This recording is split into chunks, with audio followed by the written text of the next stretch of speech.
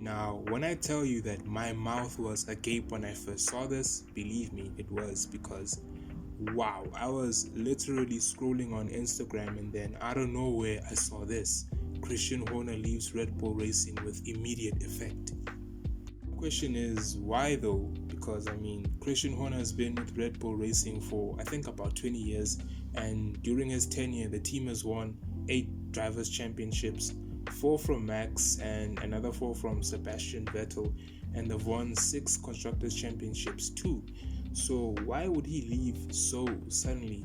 Well, leave so suddenly to us at least, because we don't know what's going on at Red Bull. They could have been discussing this for the entire year up until this point, or maybe as early as last month. We don't know, but at this point in time, no details have been released. But my mind immediately circled back to the misconduct allegations that Christian Horner faced against the female Red Bull Racing employee about, I think, 17 months ago. It's important to note that he was exonerated from those allegations, I think twice now, and since then the whole misconduct discussion hasn't been mentioned in a while.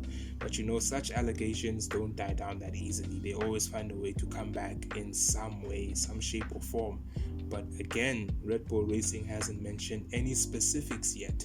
Some outlets such as the official F1 channel and Sky Sports F1 suggest that Horner may have been sacked rather than resigning from his roles within the team, and the reason for that is due to the downward spiral of Red Bull's performance.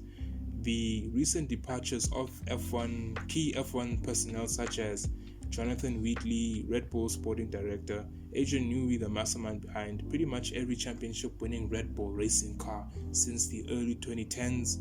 Will Courtenay, I don't know if that's how you pronounce it, but he was Red Bull's head of strategy.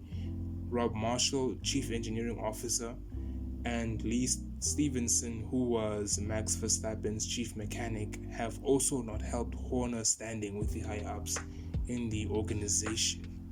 So what's next for Red Bull? What are the consequences of Horner's sudden exit from the team? For starters, Lauren Mackey's, Racing Bull's team principal, will take over CEO duties at Red Bull Racing. It's similar to the Flavio Briatore situation where he took over Alpine's team principal duties, and till this day Alpine haven't found a replacement team principal.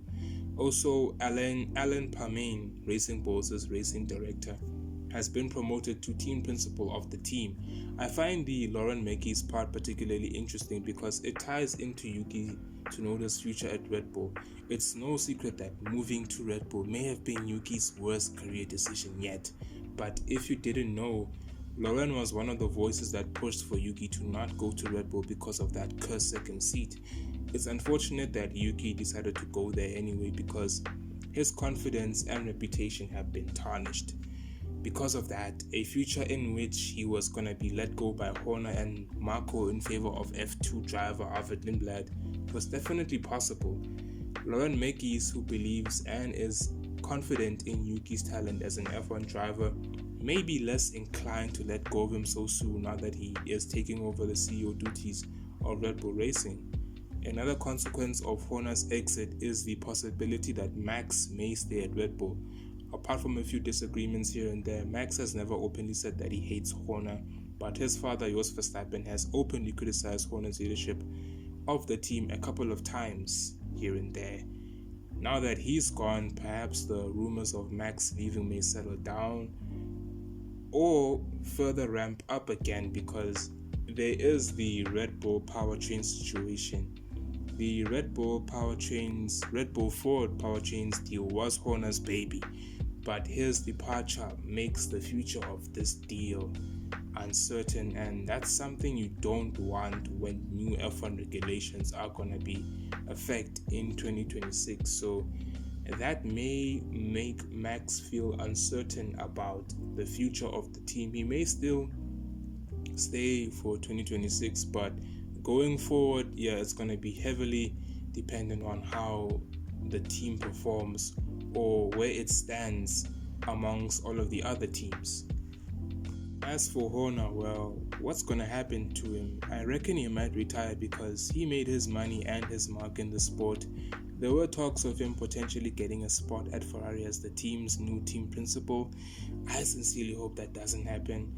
If not Ferrari, then there's Alpine, because they don't have a F1 team principal yet, at least not officially. We're gonna have to see how this whole thing unfolds, because I have a feeling that more details about the situation may be unraveled in the future, because there is a lot of information that hasn't been revealed yet. So I'm gonna be keeping a close eye on the story. But in the meantime, please give this video a like if you liked it, and please subscribe to my channel if you like my content and want to see more of it. Until then, peace, and I am out.